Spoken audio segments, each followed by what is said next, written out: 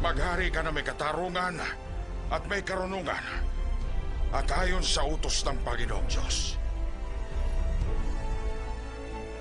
Binabasbasan kita bilang unang hari ng Israel.